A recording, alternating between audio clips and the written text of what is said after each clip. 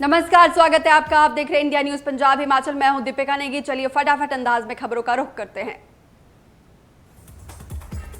श्री फतेहगढ़ साहिब के गांव तारखान माजरा में श्री गुरुद्वारा साहिब की पवित्र स्वरूप के साथ बेअदबी के बाद सिख समुदाय में खासा रोष है। इसी कड़ी में सिख समुदाय ने पटियाला में कैंडल मार्च निकाला।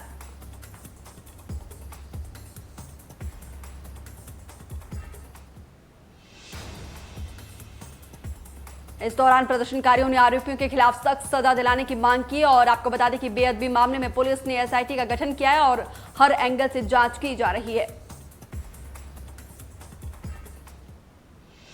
श्री फतेहगढ़ साहिब में हुई गुरु ग्रंथ साहिब जी की बेअदबी के आरोपियों की पेशी वीडियो कॉन्फ्रेंसिंग के जरिए की गई। वहीं अदालत ने 10 दिन की रिमांड पर भेज दिया, लेकिन अदालत ने 7 दिन की रिमांड को मंजूरी दी है।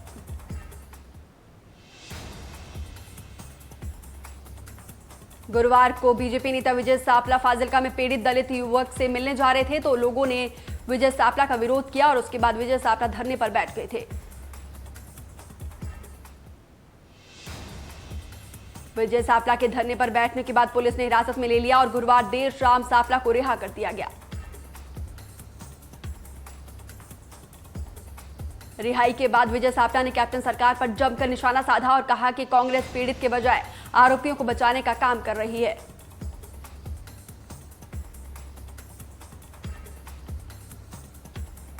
उसके बाद जालंधर में बीजेपी नेता विजय सापला ने प्रेस कॉन्फ्रेंस किया और पुलिस पर पीड़ित पक्ष को दबाव बनाने का आरोप लगाया। विजय सापला ने कहा कि पीड़ित के बचाव में कुछ लोग पहुंचे थे। पुलिस ने उनके खिलाफ मामला दर्ज किया है और पुलिस लगातार पीड़ित पक्ष को तंग कर रही है। वहीं विजय सापला ने पुलिस को 2 दिन के भीतर आरोपियों को पकड़ने की मांग की है और कार्रवाई नहीं करने पर उग्र आंदोलन की चेतावनी दी है।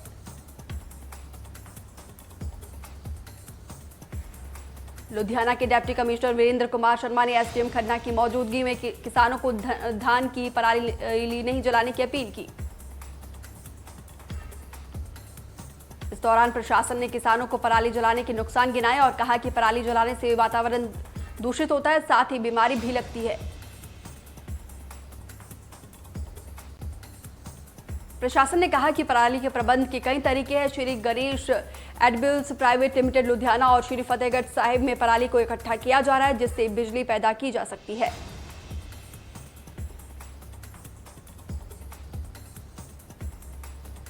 पटियाला पुलिस ने महिलाओं की सुरक्षा के लिए शक्ति ऐप को लॉन्च किया और आंगनवाड़ी कार्यकर्ताओं को शक्ति ऐप डाउनलोड करने के दिशा निर्देश दिए।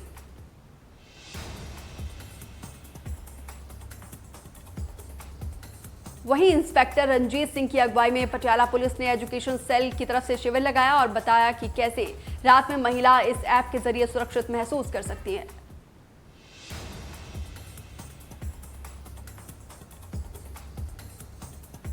तरनतारन में शौर्य चक्र विजेता शहीद बलविंदर सिंह के परिवार पर कुछ अज्ञात बदमाशों ने हमला किया और इस दौरान बलविंदर सिंह की मौत हो गई।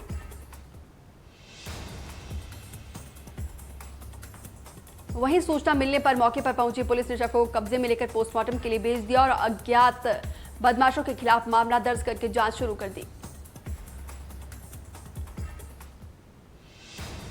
गुरदासपुर के गांव मानकौर में पुरानी डिस्पेंसरी में एक शख्स की लाश मिलने से इलाके में हड़कंप मच गई। मृतक की पहचान बिट्टू के रूप में हुई है, जिसकी हत्या ईंट पत्थर से मारकर की गई थी।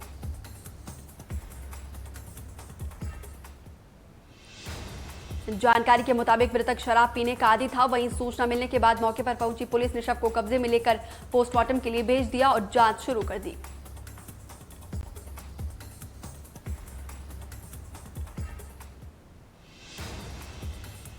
लुधियाना के मुथूट फाइनेंस के ऑफिस में बदमाश घातक हथियारों से लैस होकर पहुंचे और स्टाफ को बंधक बनाकर उसके बाद लूट की वारदात को अंजाम दिया।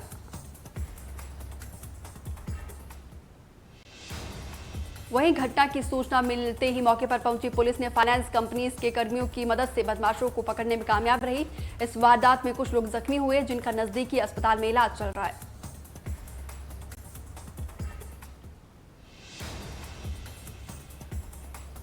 फरीदकोट के नजदीक गांव चहल में एक किसान इकबाल सिंह के खेत में एक पाकिस्तानी गुब्बारा मिला, जिसमें मोहम्मद अली जिन्नाह की तस्वीर के साथ पाकिस्तान का झंडा बना हुआ था।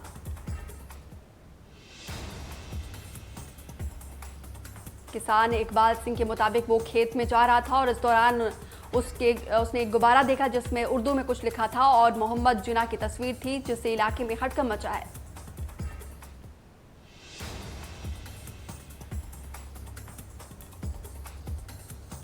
नवरात्रों के लिए पंजाब सरकार ने व्यापारियों को हरी झंडी देने के बाद व्यापारियों के चेहरे में रौनक लौट आई है।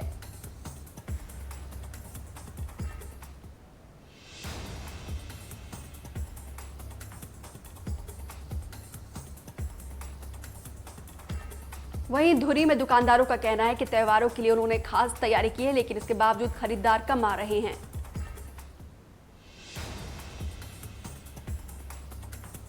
कल से नवरात्र शुरू होने जा रहे हैं, जिसको लेकर तैयारियां जोरों पर है। वहीं पठानकोट में भी दुकानदारों और मंदिरों में विशेष तैयारियां चल रही है। दुकानदारों का कहना है कि कोरोना के चलते पूजा सामग्रियों के दाम में बढ़ोतरी जरूर हुई है, लेकिन लोगों की आस्था में कोई कमी नहीं है। इस दौरान मंदिर कमेटियों के सदस्यों ने श्रद्धालुओं से कोरोना नियमों के पालन करने की अपील की और मंदिर में खास तौर पर कोविड-19 के नियम की पालन करने की अपील की। कोरोना के चलते काम पूरी तरह से ठप पड़ा है, लेकिन नवरात्र के नजदीक आते ही जालंधर में दुकानदारों ने तैयारी शुरू कर दी है और दुकानदार काफी खुश नजर आ रहे हैं। दुकानदारों का कहना है कि पिछले कई महीनों से दुकान बंद होने के चलते काफी नुकसान हुआ है और अब त्योहारों के नाम पर लोग खरीदारी करने के लिए आ रहे हैं, जिससे उन्हें राहत मिली है।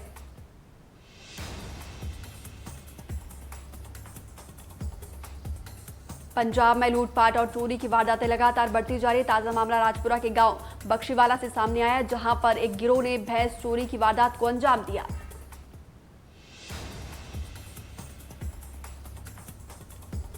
ये पूरी वारदात सीसीटीवी कैमरे में कैद हो गई। सीसीटीवी में साफ तौर पर दिखाई दे रहा है कि 5 से 6 बदमाश भैंस चोरी करके गाड़ी में लेकर जा रहे हैं।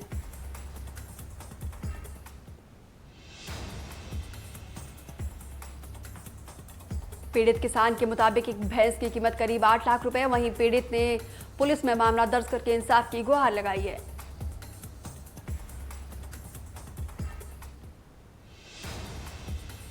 जगरांव के मेन बाजार में लहंगा के शोरूम में अचानक आग लगने से अफरा तफरी मच गई। सूचना मिलने पर मौके पर पहुंची फायर ब्रिगेड की गाड़ियों ने कड़ी मशक्कत के बाद आग पर काबू पाया। वहीं दुकान मालिक का कहना है कि इस शोरूम में रसोई घर भी बना है। अगर दमकल की गाड़ियां समय पर नहीं आती तो बड़ा हादसा हो सकता था।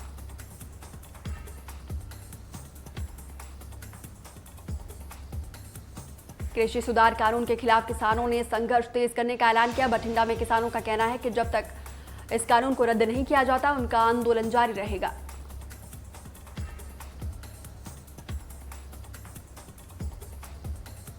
गुरदासपुर में ओवरटेक करते समय सड़क हादसा हो गया। इस हादसे में 4 साल का बच्चा सहित 2 लोग बुरी तरह से जख्मी हो गए, जिनका नजदीकी अस्पताल में इलाज चल रहा है।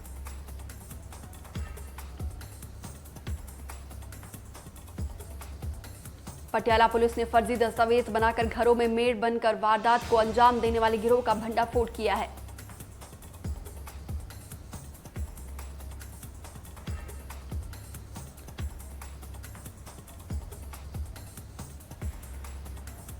पुलिस अधिकारी के मुताबिक उन्हें जल विभाग में एसडीओ की बेटी ने ऑनलाइन मेड के लिए अप्लाई किया था। मेड को 50,000 रुपए एडवांस में भुगतान करने के बाद वो काम पर आई और उसके अगले दिन 40,000 रुपए लेकर रफू चक्कर हो गई।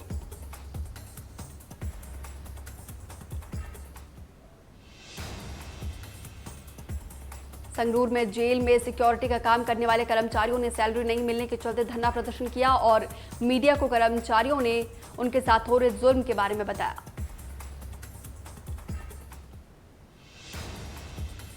प्रदर्शनकारियों का कहना है कि उनकी सैलरी हमेशा 2 से 3 महीने लेट आती है। 10,000 में घर का गुजारा करना बहुत मुश्किल होता है और अब कोरोना काल में सैलरी कट कर मिल रही है।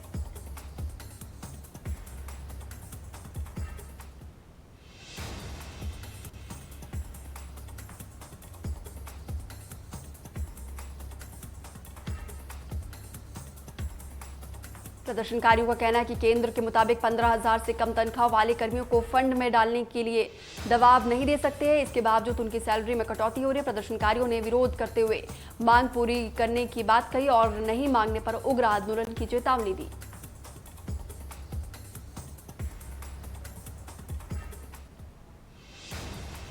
तरनतारन के पंडौरी रन गांव में 24 साल के युवक ने नशा का ओवरडोज लिया, जिसके बाद युवक की मौत हो गई।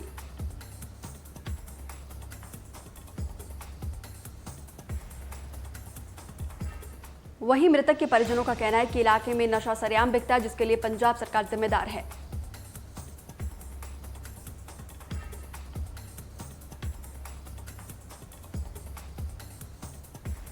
गुरदासपुर के धारीवाला गांव में डॉक्टर दंपति के घर एक नाबालिग केयरटेकर का शव पंखे से लटकता हुआ मिला। वहीं मामला दर्ज करके जांच में जुटी पुलिस।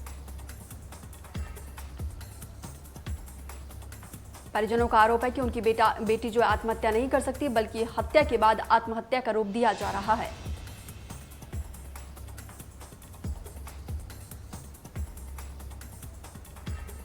जालंधर में बैंक में बंदूक की नोक पर बदमाशों ने 6,20,000 रुपए की लूट को वारदात को अंजाम दिया। इस दौरान गनमैन की मौके पर मौत हो गई। चश्मदीदों के मुताबिक नकाबपोश बदमाश बैंक में घुसे और शक के आधार पर गनमैन उनका पीछा कर रहा था और इस दौरान हाथापाई हो गई और गनमैन सुरेंद्र की मौत हो गई।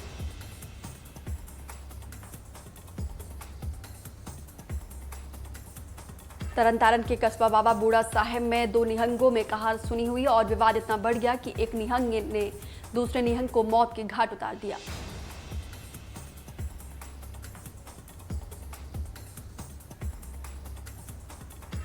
मृतक निहंग की पहचान मनमोहन के रूप में हुई है। वहीं पुलिस ने मामला दर्ज करके जांच शुरू कर दी है।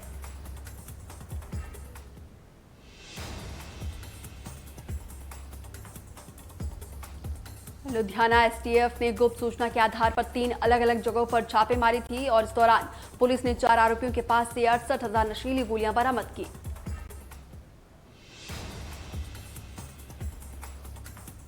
वहीं एसपी सुरेंद्र कुमार ने बताया कि 4 आरोपियों के खिलाफ एनडीपीएस एक्ट के तहत मामला दर्ज किया और पूछताछ में कई अहम खुलासे होने की संभावना है।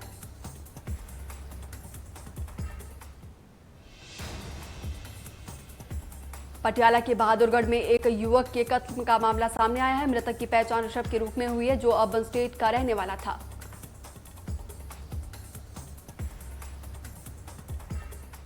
पुलिस अधिकारी के मुताबिक ऋषभ नाबा के शख्स की गुमशुदगी की रिपोर्ट आई थी और तफ्तीश के दौरान बहादुरगढ़ के पेट्रोल पंप के पास युवक का शव बरामद किया गया।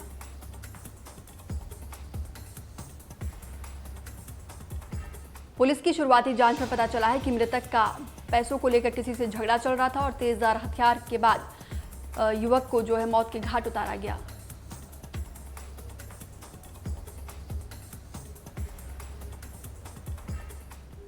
हिमाचल प्रदेश के प्रसिद्ध शक्तिपीठ बीमा काली माता मंदिर में श्रद्धालुओं ने आना शुरू कर दिया। हालांकि कोरोना के डर के चलते बाहरी प्रदेशों से श्रद्धालु कम संख्या में आ रहे हैं।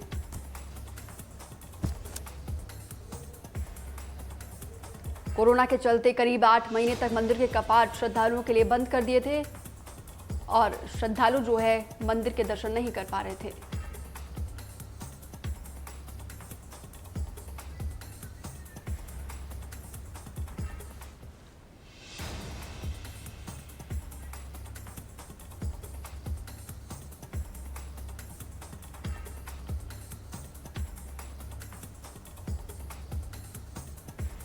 प्रदेश में नवरात्र की तैयारी जोरों पर है, जिसको लेकर सोलन में दुकानदार तैयारी कर रहे हैं और नवरात्र का बेसब्री से इंतजार कर रहे हैं। ज्वालामुखी में अश्विन नवरात्रों की तैयारी जोरों पर है। डीएसपी तिलक राज का कहना है कि इस बार कोरोना के चलते खास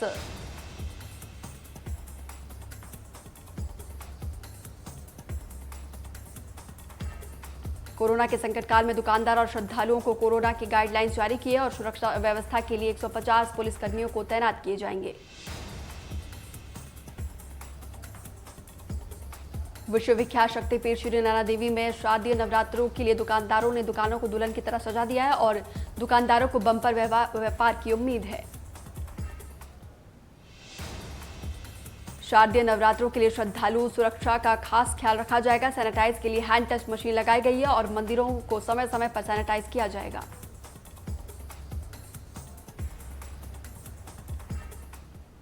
15 अक्टूबर के बाद केंद्र सरकार ने राज्य सरकारों पर यह फैसला छोड़ दिया था कि राज्य सरकार अपने अपने राज्य में कोरोना की स्थिति को देखते हुए 50% दर्शकों की क्षमता के साथ सिनेमाघर और थिएटर खोल सकते हैं।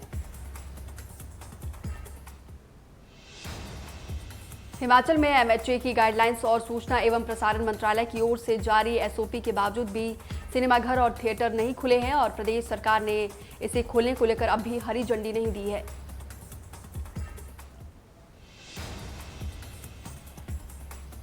अनलॉक फेज आते ही हिमाचल की आबो हवा बिगड़ गई है। प्रदूषण के बढ़ने की वजह से कहीं न कहीं पड़ोसी राज्य में पराली जलाना है।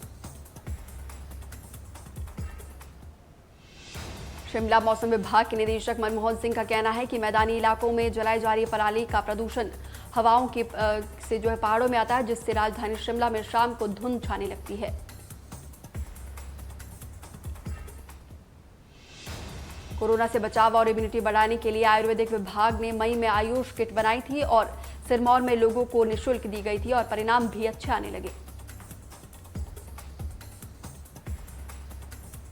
आयुष किट के अच्छे परिणाम को देखते हुए अगस्त में आयुष किट प्लस तैयार की गई। कोरोना संक्रमितों को दिया गया और अब प्रशासन ने आयुष किट को दुकानों पर उपलब्ध कराने का फैसला लिया है ताकि लोग इसका फायदा उठा सके।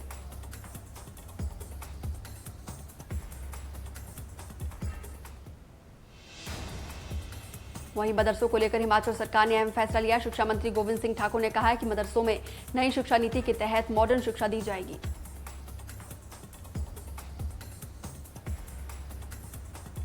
सिरमौर में पिछले कई दिनों से पुलिस प्रशासन लोगों को यातायात के नियमों के लिए जागरूक कर रही है और लोगों को ट्रैफिक नियमों के पालन के लिए जागरूक किया जा रहा है।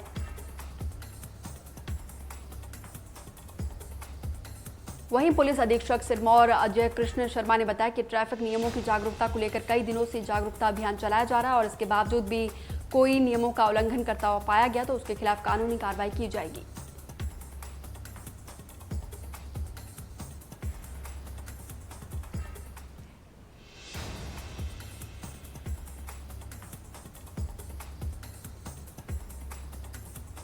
ऊना के हरोली में स्थित लोअर पालकवाह में तेज रफ्तार से आ रहे टिप्पर ने 2 युवकों को रौंदा और दोनों की मौके पर मौत हो गई।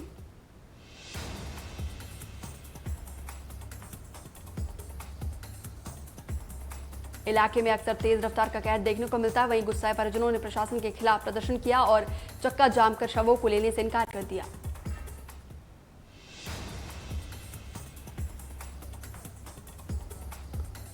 कोटखाई में दर्दगी का शिकार हुई गुड़िया को न्याय नहीं मिल पाने से हताश गुड़िया के परिजनों ने हिमाचल हाई कोर्ट में याचिका दायर की है।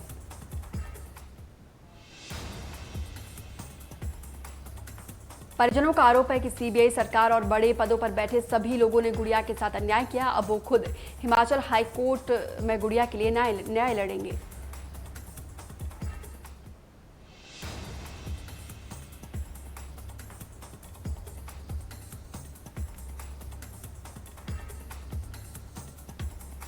दुनिया में कोरोना का कोहराम जारी है। लगातार मरीजों की संख्या बढ़कर 3,92,49,49 के पार पहुंच चुकी है। अब तक 11,04,122 से ज्यादा मरीजों की हुई मौत। अमेरिका में कोरोना का कोहराम जारी है। लगातार बढ़कर कोरोना मरीजों की संख्या 3,82,19,123 के पार पहुंच चुकी है। अब तक 2,22,754 से ज्यादा मरीजों की हुई मौत। कोरोना के मामले में विश्व में तीसरे नंबर पर ब्राजील है। अब तक सामने आए 51,70,996 मरीज। अब भी 4,19,037 केस एक्टिव है। रूस में कोरोना मरीजों की संख्या में लगातार हो रहा है इजाफा। कुल मरीजों का आंकड़ा 13,69,313 के पार। अब तक ठीक हुए 10,56,000 से ज्यादा मरीज। स्पेन में कोरोना से 33,553 मरीजों की हुई मौत। कुल मरीजों का आंकड़ा 9,72,958 के पार।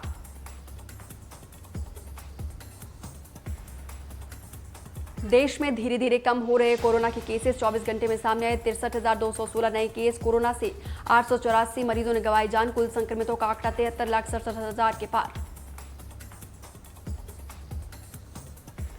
दिल्ली में कोरोना संक्रमितों का आंकड़ा 3,21,000 के पार। अब तक 5,924 मरीजों ने गंवाई जान। यूपी में कोरोना संक्रमितों का आंकड़ा 4,47,383 के पार। कोरोना से अब तक 6,543 मरीजों ने गंवाई जान। 4 लाख से ज्यादा मरीजों ने कोरोना को दी मात। उत्तराखंड में कोरोना संक्रमितों का आंकड़ा 56,493 के पार। प्रदेश में कोरोना से 814 मरीजों ने गंवाई जान। 49,997 मरीजों ने कोरोना को मात दी। राजस्थान में कोरोना संक्रमितों का आंकड़ा 1 लाख के पार। प्रदेश में 1,708 मरीजों ने गंवाई जान।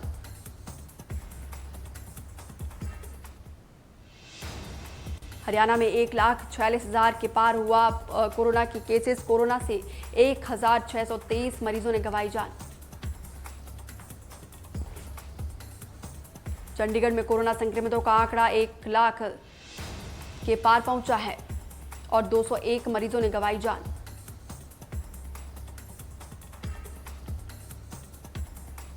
पंजाब में जारी है कोरोना का कोराम। 24 घंटे में 470 नए केस आए। 29 मरीजों ने गंवाई जान। कुल संक्रमितों का आंकड़ा 1,26,000 के पार। पंजाब में करीब 1,15,000 से अधिक मरीज हुए ठीक। कोरोना के 7,000 से ज्यादा एक्टिव केस। कुल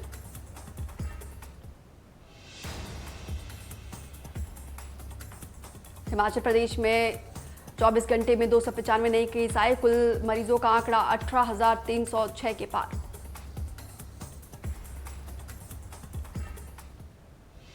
हिमाचल में 15,512 से अधिक मरीज हुए ठीक। प्रदेश में 2,505 से ज्यादा एक्टिव केस। कोरोना से कुल 255 मरीजों ने गंवाई जान।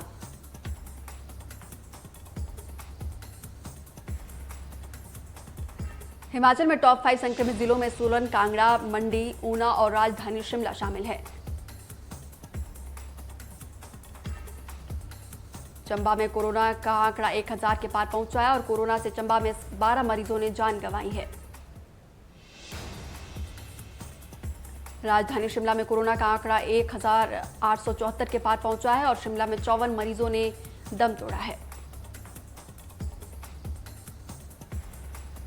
हिमाचल प्रदेश में सोलन सबसे ज्यादा प्रभावित हुआ है, जहां पर कोरोना के 3,390 केसेस सामने आए हैं और 35 मरीजों ने जान गंवाई है।